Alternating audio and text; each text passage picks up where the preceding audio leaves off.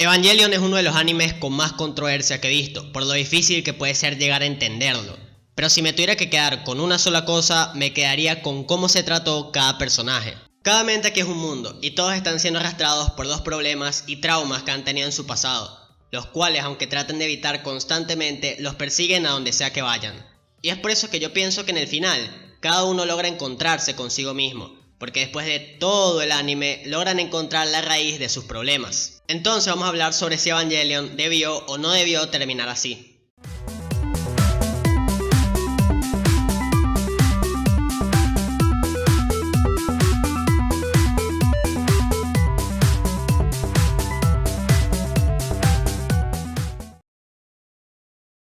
Bueno, primero que todo quiero aclarar que en este video, más que buscar querer explicar el final de Evangelion, voy a dar mi opinión sobre lo que interpreté y las cosas que le sucedieron a los personajes principales, enfocándome también en lo que fue la película The End of Evangelion. Una vez dicho esto, el final de este anime comienza después de la muerte de Nagisa, mostrándonos la pena que carga Shinji con él debido a que se tuvo que ensuciar las manos deshaciéndose de la persona que ama. Y esto para él significó bastante, por el hecho de que en su soledad no puede apreciar nada de él mismo, y tener que aceptar la partida de la persona que lo quiso, cuando ni el protagonista es capaz de querer su propio ser, fue un golpe de realidad. Shinji lo único que quería era escapar y no aceptar las consecuencias de lo que le estaba pasando, y en vez de querer curarse solo, necesita urgentemente la ayuda de alguien más para poder sentirse autosuficiente, ya que eso es lo que él busca, compañías que lo ayuden a matar sus propias penas, esquivando sus sentimientos. Yo no diría que Asuka era el apoyo más correcto para el protagonista, pero sí diría que era su favorito. Y para mí esto es así porque con ella siempre iba a encontrar una respuesta segura, ya sea emocional o lógica. Asuka también es inmadura y entre ambos se complementan, y el protagonista busca constantemente de ella por la atención que le puede prestar sin tener que cuestionarse cosas demasiado profundas. Shinji tiene al principio de la película su famosa visita al hospital, y ahí lo vemos ridículamente desesperado, así como si se le hubiese acabado el mundo. Y esto es porque su compañera está inconsciente y no puede intercambiar opiniones con ella. Para él hablar de Asuka era su forma de relajarse, ya que podía tener un poco de felicidad falsa, y no tenerla implicaría tener que arrastrarle su lástima a Misato, que podría ser su otro apoyo cercano, pero como esta última es una adulta sería más crudo con Shinji, y él no quiere enfrentar eso. Bueno, él sin quererlo terminó viendo más de la cuenta del cuerpo de Asuka, y aquí es donde procede a ser cierta necesidad masculina que empieza por la letra M. Y el que haya hecho esto para mí tiene dos significados, uno más profundo y otro no tanto.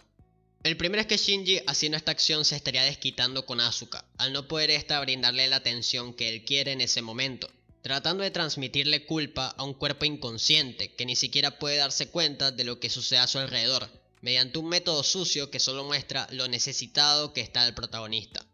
Y el otro es que Shinji es un adolescente de 14 años. Él está en la flor de la pubertad, donde prácticamente suda hormonas y piensa solo en tener una chica. Y este acto suyo podría ser simplemente su instinto natural masculino tomando el control de él, para hacer algo que sinceramente es vergonzoso. A la culpa que tenía anteriormente por perder a su amigo se le suma una nueva, que es la de hacer un acto poco ético, el cual no tenía ninguna necesidad de hacer. Y creo que el que se sienta mal es algo inevitable, entrando en un estado mental en el que ya le sabe igual todo, porque sentía que lo único que estaba haciendo es saltar de error en error. Tengo que mencionar también lo que estaba sucediendo en la trama, que es que Cele se decidió atacar a Nerv, ya que sus planes se estaban distanciando. Pero con todo y eso, algo que me llama mucho la atención es lo innecesaria que luce la historia en comparación a los personajes, pareciendo que la trama es solo un elemento secundario de la obra. De todos los animes que he visto hasta el momento, el único en que los hechos que suceden se ven más opacos que los personajes es en Evangelion. A uno no le interesa si hackean Nerv o si hay soldados luchando por el destino de la humanidad. Uno lo que quiere es ver si Shinji es capaz de resolver sus problemas, o si Misato es capaz de aceptarse como es. Y esto en una obra es muy complicado. La historia suele ser el plato fuerte y donde se desarrolla todo, pero aquí increíblemente todas esas peleas entre Evas y ángeles son solo un adorno para darle más profundidad a los personajes principales. Y me gustó mucho lo capaz que fue el autor que decide a Keanu para llevar esto a cabo, sin perder el hilo de los hechos o que haya huecos argumentales muy graves. En esta película hay otra escena muy polémica, casi que igual de polémica que el acto de Shinji, y este es el beso que le da Misato al protagonista. Ella quería hacer que Shinji entrara al EVA porque era necesario para que la humanidad sobreviviera, pero él se negaba diciéndose a él mismo que no sirve, aunque yo pienso que lo decía solo para que ella le siga insistiendo y se siente importante. Para mí la intención de Misato era engatusar al protagonista mediante un placer momentáneo. Shinji aún es demasiado joven e inmaduro en ese ámbito, y ella sabiendo esto le entregó una situación de la que no se va a poder olvidar y que le va a hacer ruido en la mente. Otra de las cosas que creo de este beso es que Misato le dio una carga emocional al protagonista para que se sienta culpable si no se sube al EVA. Es complicado que Shinji entre en razón y haga las cosas porque él quiere, así que ella se aprovecharía de él ofreciéndole su cuerpo a cambio cuando termine la misión. Y esto para mí solo indica una cosa, y es que aquí todos necesitan un psicólogo y terapia intensiva porque cada uno está peor que el otro. En la otra parte del cuento también está Shinji, que aún con todo y su encuentro con Misato sigue sufriendo bastante ya que no se considera importante para el mundo.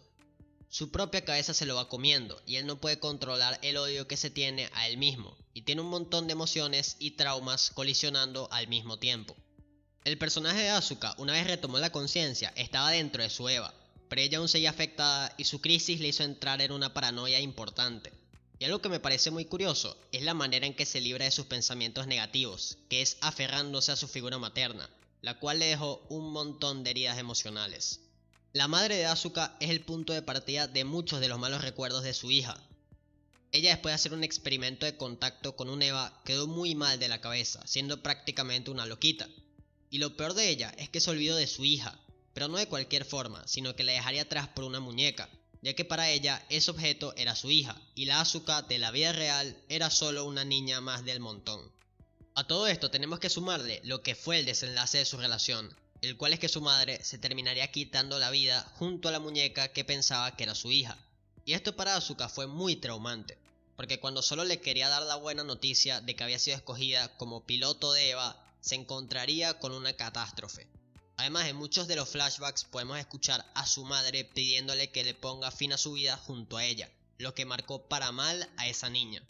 Mi interpretación de por qué Asuka logró volver a la normalidad mediante los recuerdos de su madre es que como el alma de esta se encuentra justamente en el EVA que está pilotando, logró encontrarse y conocer el lado materno de ella, el cual nunca le pudo mostrar debido a que ese experimento le arrebató su conciencia. Y es en ese EVA donde Asuka al fin logra conectar con la mejor versión de su madre. Otra cosa que sucede en paralelo a esto es el intento de Gendo por generar el tercer impacto utilizando a Rei, pero hay una persona que lo frena, y no de cualquier forma, sino que directamente lo apunta con una pistola, y esta es Ritsuko. Ella quería deshacerse del padre del año por aprovecharse de ella, y verla solo como un placer pasajero mientras la manipulaba para que hiciera lo que quiera. El sistema que cubre todo NERV fue hecho por la madre de esta rubia, y lo que quería Ritsuko era destruir toda la organización para deshacerse de Gendo y de sus planes, utilizando esas máquinas. Pero este plan fallaría rotundamente, ya que el sistema se negaría a explotar, porque la conciencia de su madre sigue adentro del sistema, y como esta estaba enamorada de Gendo, prefirió decantarse por ese amor no correspondido que por su propia hija. Algo que me gusta mucho de Evangelion es la capacidad que tiene para desarrollar varios personajes en simultáneo, ya sea mediante flashbacks o mediante alguna relación que hayan tenido previamente. Y yo aprecio esto porque con tantas cosas juntas es difícil que no se te mezcle todo y le termines dando más importancia a unos que a otros, pero esta obra supo tener un buen balance. Una de las escenas más crudas de esta película es la derrota de Asuka, pero no es tanto porque haya perdido, sino que es más por cómo perdió. Ella sería atacada de todas las maneras posibles, cayendo al suelo y siendo comida por sus enemigos, quedando al borde de la muerte y odiando de una manera muy profunda el resultado de su pelea. El protagonista, con todo el tema de que su amiga haya quedado medio muerta, se volvió loco. La debilidad suya le terminó jugando una mala pasada, porque por querer sentirse necesario terminó esperando más de la cuenta y no fue a apoyar a Asuka. Uno de los problemas que tiene Shinji es que él espera que le insistan para poder actuar. Es decir, que necesita de la aprobación o de la necesidad de alguien para que se pueda mover, dando lástima a propósito para sentirse necesitado. Y esto claramente no le hace bien ni a él ni a la gente de su alrededor, ya que por unos cuantos minutos de interacción le hace daño a sus cercanos. Es interesante también ver cómo Ayanami se revela de Gendo, diciéndole que no es su muñeca y que no seguirá sus órdenes. Ella se nos había presentado como una sumisa, que simplemente era una herramienta para la complementación humana. y el hecho de que tenga un alma dentro de ella que la haga decidir entre lo que quiere y lo que no quiere le da un giro a su personaje. Además, Rei decide que toda la responsabilidad sobre si la complementación humana será para siempre o momentánea recaiga sobre Shinji, ya que este fue el primero en brindarle una amistad honesta, y es a la única persona a la que le ha agradecido. Ellos tenían algo en común, que es su falta de habilidades sociales, y el protagonista, a diferencia de su padre, sí trataba a Yanami como una persona, y gracias a eso le transmitió la confianza suficiente como para entregarle el peso del futuro de la humanidad. Para mí, a Rei muy en el fondo le gustaba Shinji, porque lo veía como una esperanza en su vida gris. Ella fue creada en un cuarto siendo prácticamente un experimento humano, pero al ver los gestos del protagonista le fue agarrando cariño y sintiéndose cómoda al tenerlo cerca. Lo que es la complementación humana como experimento, en mi opinión, es un error, porque estás escapando de la vida real para vivir en un lugar donde no hay nada y solo hay paz. Y a fin de cuentas, todos los personajes que se sientan cómodos aquí se están engañando a ellos mismos, ya que como en la vida real son unos frustrados, buscarían sentirse mejor en una vida falsa. En medio de todo esto tenemos lo que son los juicios, y mis favoritos fueron los de Misato y Shinji. Por parte de la mujer vemos cómo en esa silla es capaz de al fin llegar a la verdad con ella misma, dándose cuenta de todos sus errores, y que ella, aunque es una adulta, no se salva de tener problemas y jugar a las apariencias con los demás. Misato es alguien que le tiene miedo a la soledad, y este trauma se lo dejó su padre. De una manera menos grave que los personajes anteriores, sí, pero una herida es una herida. Ella desde muy pequeña tuvo que arreglárselas para vivir sin él, debido a que murió en la expedición que dio como resultado el segundo impacto. En vez de desarrollar una independencia y un carácter fuerte, ella se escondería en una independencia y en un carácter fuerte, el cual solo la lastima porque se miente constantemente diciendo que no busca a alguien que la cuide, cuando esto es mentira, ya que ella con todos los hombres que ha estado no los quiere por como son, sino por la atención que le dan, buscando en personas ajenas el padre que en su niñez nunca pudo tener. Este problema suyo se puede ver en lo desordenada que es su vida, viviendo como una prepuberta que recién alquiló un monoambiente cuando tiene casi 30 años, y todas las responsabilidades y tareas que tiene son solo una fachada para tratar de tapar todo lo que le trajo la soledad. El juicio de Shinji, aparte de quedar como un meme para toda la historia, pienso que es muy bueno para él, porque lo obligaría a abandonar su victimismo y a analizar todo lo que tiene a su alrededor desde otra perspectiva. Aunque también se vería obligado a aceptar que por querer la atención de los demás, es capaz de herirlos y tomarlos a la ligera. El protagonista de este anime fue muy lastimado en su pasado por la culpa de su padre, el cual se deshizo de él, volviendo solo a buscarlo cuando le convenía. Y eso le hizo creer a Shinji que todo el mundo lo odia y que para que pueda ser aceptado necesita cumplir con los demás para así ser alguien. Yo pienso que todos los problemas y traumas que tiene el protagonista están muy bien justificados. No es que su forma de actuar es ser un bipolar porque sí, es que él no es capaz de controlar sus emociones, ya que o es muy joven y aún le falta mucho por madurar, o la influencia que tuvo Gendo en él le hizo hacerse un caparazón con el mundo exterior.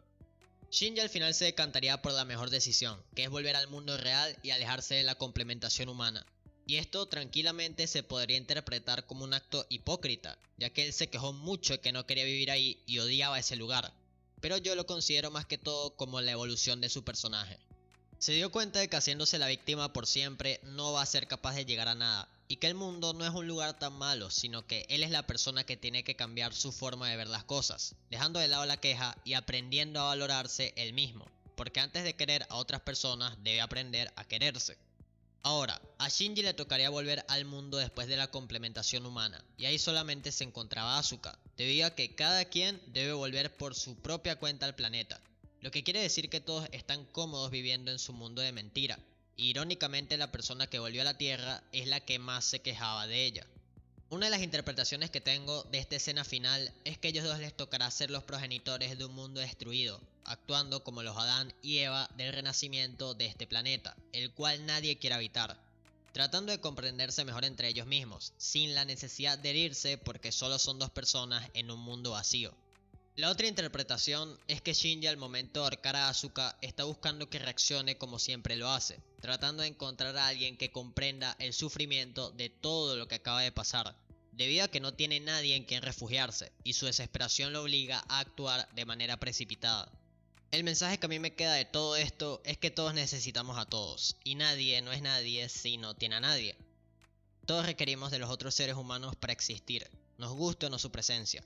Y el mensaje que buscó el autor con esta obra es que todos los que la vieran encuentren su felicidad aceptando la realidad en vez de esquivándola. Por lo que para mí Evangelion sí debió terminar así.